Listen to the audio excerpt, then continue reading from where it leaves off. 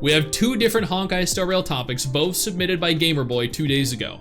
New Honkai Star Rail 5-star drip of Dark, March 7th, and Dan Heng. Ooh, okay, cool. That's gonna be cool. I bet they look great. Oh, damn, March 7 looks badass. Oh, dude, she actually genuinely looks evil with the red eyes and the, oh yeah, dude, that's sick. Okay, and what's Dan Heng look like? Okay, I'm gonna be honest. Is this, are they making him like, is he gonna be like a free character? Are they having March 7th be like the limited and then Dan Heng the free 4-star or free 5-star? I mean, I'm gonna be honest. I think OG Dan Heng actually looks pretty similar. Yeah, that's just like Dan Heng and, you know, a bit extra black shirt. Looks like his standard form. Yeah. Okay. So Honkai Star Rail has some phenomenal character designs. Case in point, this version of March 7th. But this is no. This is a win, this is a loss. This is a, you know, this is a 10 out of 10 design, this is a 7 out of 10. So those are the drips for Dan Heng and March 7th, really cool. And then, the most toxic Honkai Star Rail community begins sending very aggressive messages to Xiaojia. Don't know who that is, but at the same time, I think the Honkai Star Rail community, for the most part, like, yeah, they've had their fair share of drama, but I think for the most part, they steer fairly clear of anything substantial. That's March 13th. Oh, it's July 3rd. Yes, it is. Okay. Okay. The general Hoyo community is usually what drives me away when I think I might play one of their games again. I mean, yeah, exactly. You could just play the game and just don't interact with the fandom. You could, very much so, yeah. Because, like, let's be honest, the reason Hoyo's community is toxic isn't because, you know, they're all terrible people. It's the vocal minority that are terrible people, you know? It is the few, they have the largest community. So because they have the largest community, they have the loudest voice, right? Let's say, as an example, they might have 100 million active players across all 3 of their big major games. Let's say, as an example here, the next biggest is what? Let's say Hypergriff's community, okay? With Arknights and Arknights Info, let's say they have 10 million active players. So you have 100 million, let's say 1% of each community is toxic. So you have 1% of 100 million is 1 million, but 1% of only 10 million is 100,000. So you might have a 1 million toxic assholes in Hoyo's fandom and 100,000 in Hypergriff. So that 100,000 are going to be the million in Hoyo are going to be much louder, and it's going to seem much more common and frequent because there are more of them total. So I don't necessarily think that they have the most toxic community. I just think they have a large community, and there is a substantial number of toxic people that comprise it. There might be just as many toxic people in, you know, Kudo's community, Hypergriff's community. There are definitely a lot of people in Blue Archive's community. I mean, hell, Tower Fantasy's community of, you know, 5 people, all 5 of them are horribly toxic. So, I mean, some communities are just more toxic than others, but I think in the case of Hoyo's, it's just they have the largest. But you can very easily avoid them. Just ignore them. Trust me, you'll want to for the most part for a lot of communities. The cost of being mainstream, yeah, the bigger you get, the more toxic you become. Like, I'm sure some of you have noticed it with Wuthering Waves, right? Wuthering Waves is one of my favorite gacha games.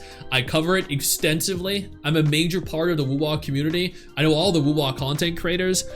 But after 2.0, there was more toxicity within the community. And the reason there was more toxicity within the community is because the community literally doubled in size. So it's just a byproduct of growth and expansion. Unacceptable behavior and disgusting as hell. To be honest though, I'm surprised it took this long with how the Genji community wanted to eliminate the CEO before. And Xiaojia has definitely ruined Honkai Star Rail, in my opinion, worse than what they got pissed about the CEO about. These people need some therapy. Okay. Oh, I guess Istas corrected here and said it was someone in the Honkai Impact 3rd community that attempted that. Why am I not surprised? I get it. I thought it'd be related to his tendencies to kill characters. It was just Okay, let's see. Let's see why toxic Honkai Star Rail players started sending mean messages to this guy, okay? There are 2 links here. It's because of this in the 3.5 trailer, timestamp 55 seconds. Ladies and gentlemen. Okay, so Saint Antas actually covered this. So 22 seconds in, the Deliverer trailer. Okay, let's take a look at the whole trailer and see if we can figure out why. Okay, chat, let's guess. Before we go any further, I do want to take a moment here to thank all of my incredible patrons over on Patreon and my YouTube channel members who allow for me to continue to do dedicated videos like this every single day. You guys are absolutely phenomenal, and I genuinely cannot thank you all enough for the support.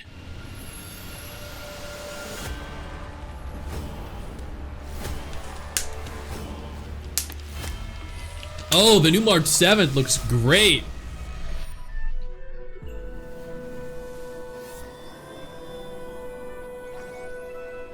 Oh, they're adorable.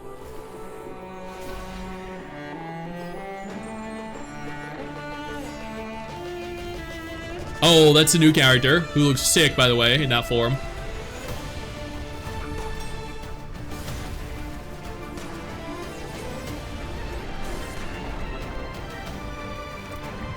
Oh, man. Okay, they've gathered the Infinity Stones, so they can definitely fight Thanos now. Was it that moment?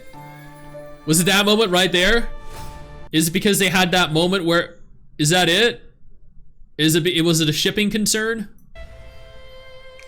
It was a shipping thing, wasn't it? It was a shipping thing. It had to have been a shipping thing. That was definitely a shipping thing. They're like, oh, the Trailblazer was with X character. It's time for the angry messages. That was it, right?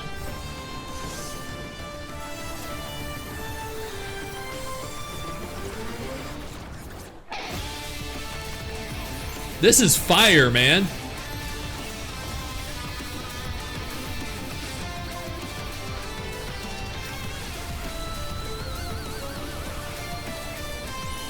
The fake head cannon was broken? It was? I'm pretty sure. No way. You're kidding me. You're kidding me.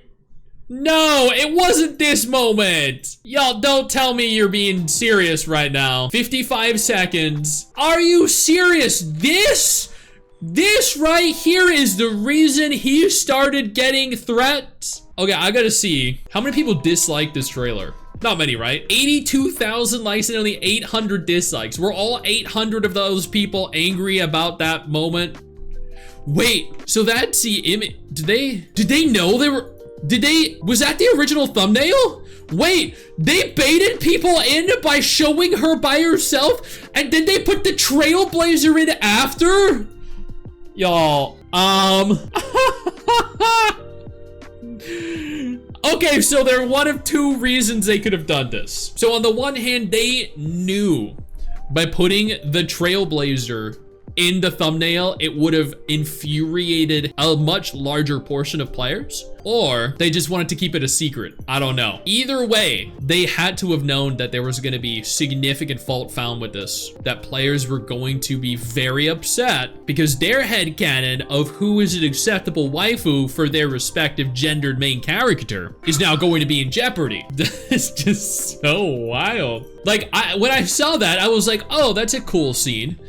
So I don't know why, chat, but there are people online. I know there are gonna be a few people that find fault with what I say here. They're gonna probably dislike this video when I upload it as a VOD to YouTube, which, by the way, if y'all are watching on YouTube, join our Stix subreddit where we keep you guys up to date with everything going on in the gacha genre. I know this is going to upset a few people, but it is possible, okay, for a man and a woman to have a platonic relationship, to touch each other's hands, okay?